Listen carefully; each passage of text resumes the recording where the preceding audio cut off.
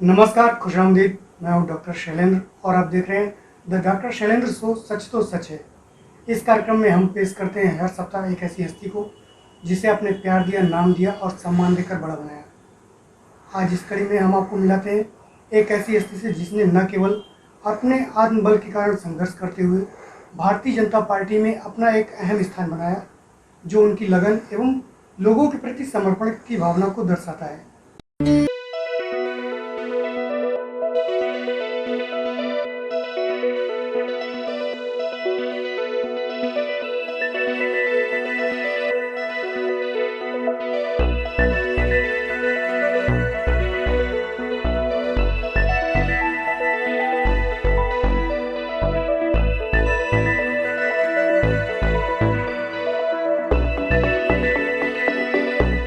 मैं रहूं या ना रहूं, भारत ये रहना चाहिए।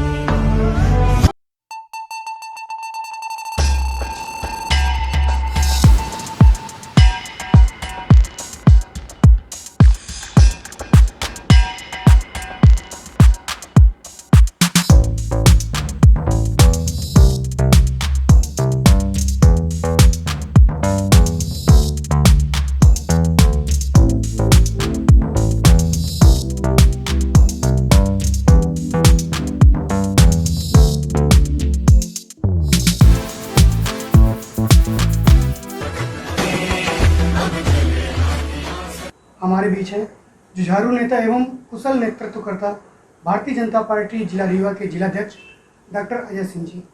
इस कार्यक्रम के माध्यम से मैं उनका स्वागत करता हूं। आपका इस कार्यक्रम में स्वागत है। धन्यवाद, आपका भी बहुत बहुत स्वागत है। इस कार्यक्रम के माध्यम से हम उनके जीवन के कुछ क्षणों को जानने के लिए हम उनकी यादों का दरवाजा खोलते हैं और ले चलते हैं अतीत की झरोखे की ओर, जहां से एक नया भविष्य झरोखे पर बैठा एक किशोर अजय का इंतजार कर रहा है। क्या कहना चाहेंगे आप? अभी तो भारतीय जनता पार्टी ने मुझे इस लायक जो समझा एक सामान्य कार्यकर्ता को, तो मैं तो सबसे पहले अपने केंद्रीय नेतृत्व, प्रदेश के माननीय अध्यक्ष विष्णुदत्त जी शर्मा, प्रदेश के महामंत्री संगठन सुहास भगत, प्रदेश के सह संगठन महामंत्री आदरणीय हितानंद जी और मध्य प्रदेश के लाडले नेता हम सबके यशस्वी मुख्यमंत्री शिवराज सिंह चौहान जी को आभार प्रकट करता हूं कि उन्होंने हमें यह जो दायित्व सौंपा, उसके लिए बहुत बहुत धन्यवाद। मैं आपको भी बहुत बहुत आभार प्रकट करता हूं कि आपने मुझे इस काबिल समझा कि आज आप हमारे बीच हैं। मैं कोई ऐसी हस्ती तो नहीं हूं जिसे कि इतना सम्मान दिया जाए, पर सम्मान के लिए आपको भी बहुत बहुत धन्यवाद।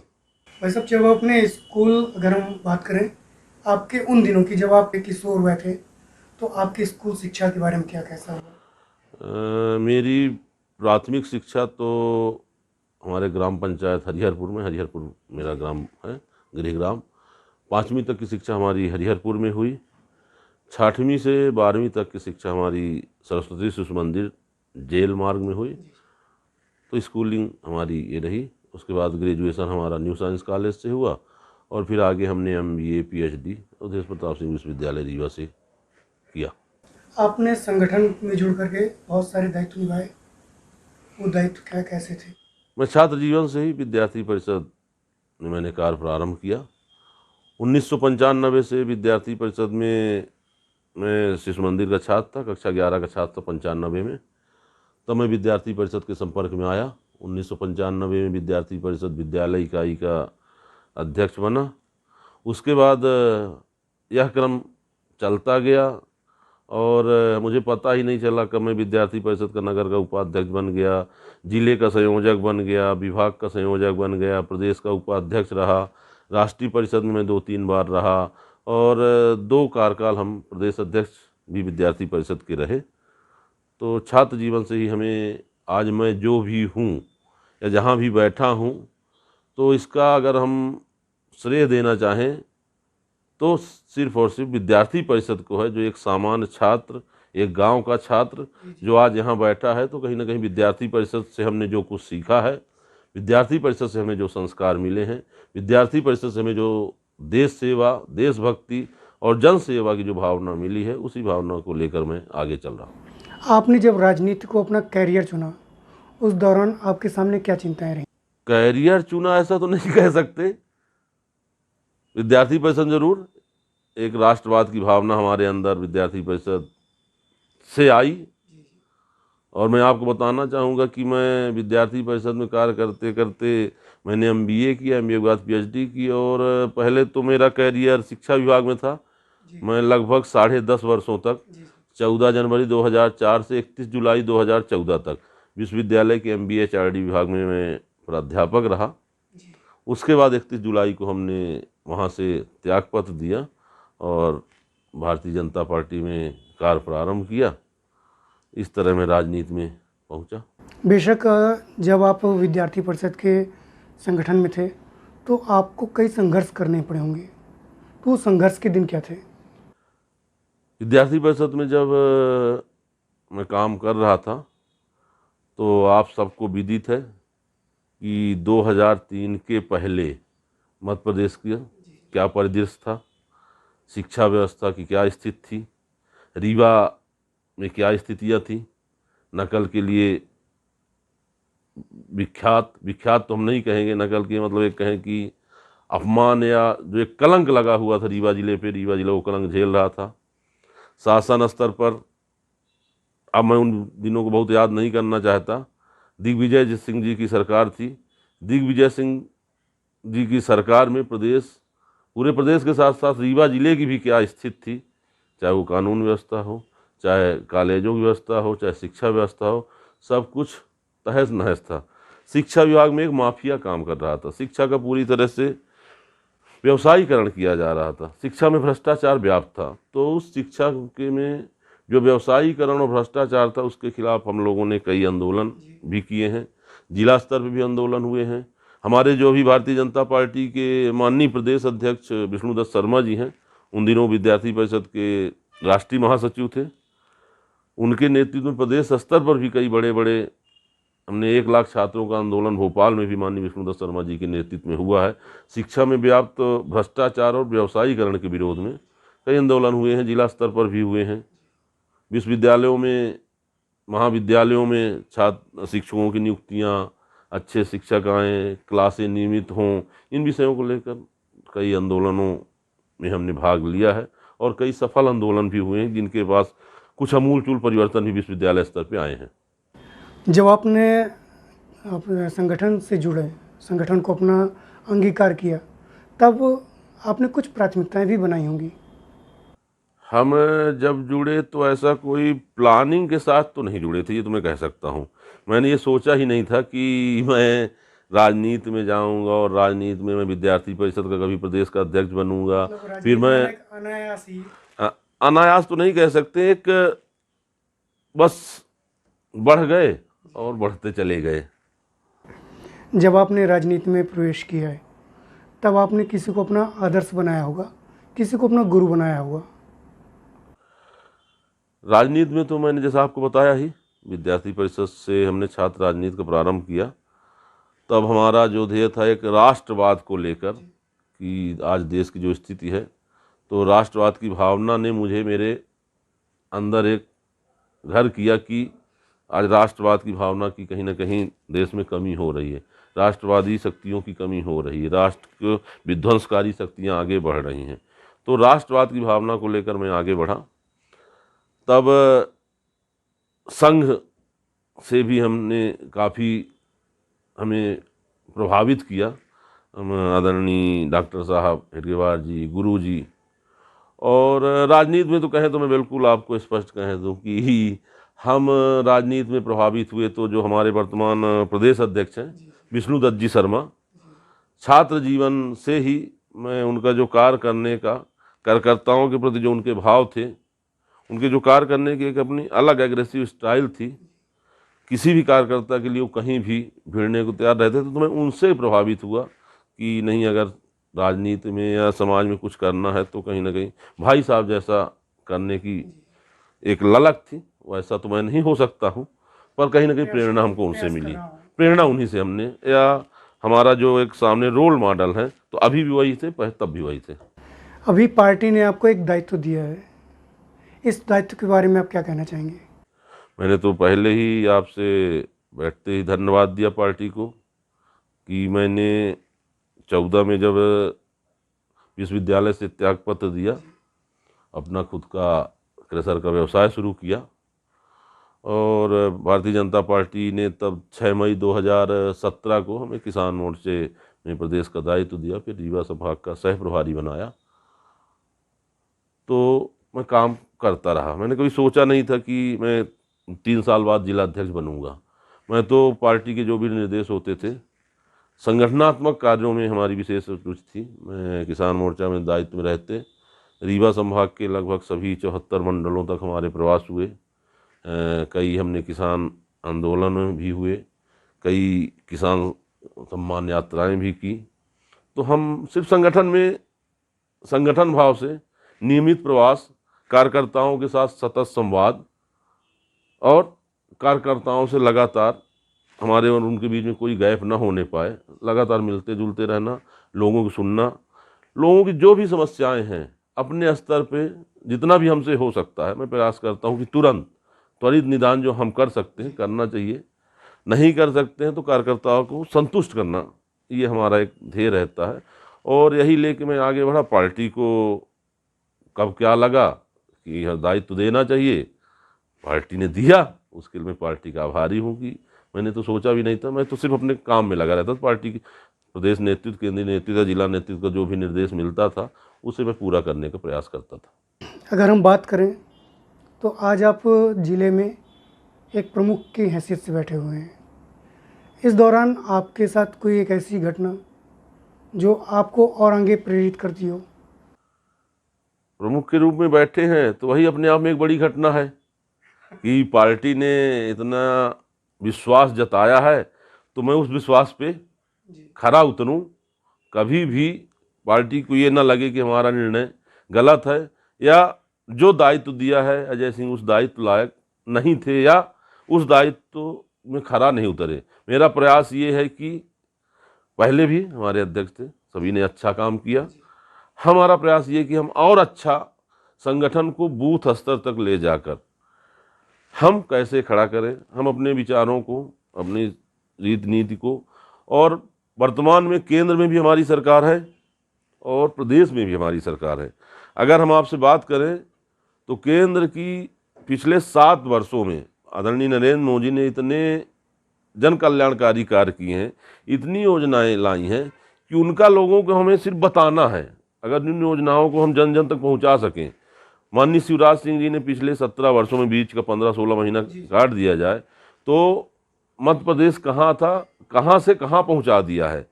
तो इन सारे विषयों को अगर हम जन जन तक पहुंचाने में कामयाब हो गए तो यही हमारी बहुत बड़ी उपलब्धि है। हमें कुछ नया बखान ही नहीं करना है, हमें तो जो हमारी सरकारें कर रही हैं उसको ही सिर्फ नीचे तक हम प्रस्तुत कर लें। हमारे लिए यही सबसे बड़ी जिम्मेवारी है और हमारा प्रयास है।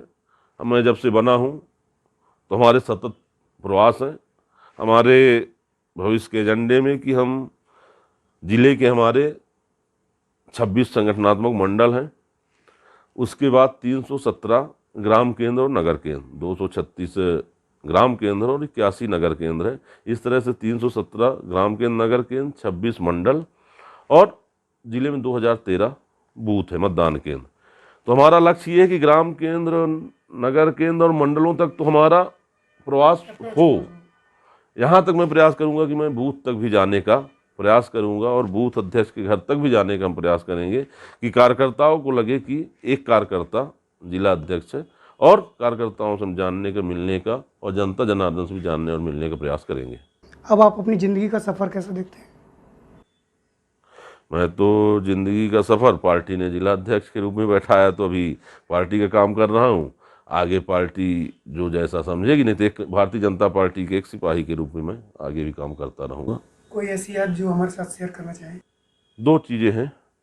एक तो मैं जब पढ़ाई के अपने अंतिम पड़ाव में था, पीएचडी चल रही थी, तो मन में आया कि रिजल्ट अच्छा था, पहली पोजीशन थी कि प्राध्यापक बनना चाहिए।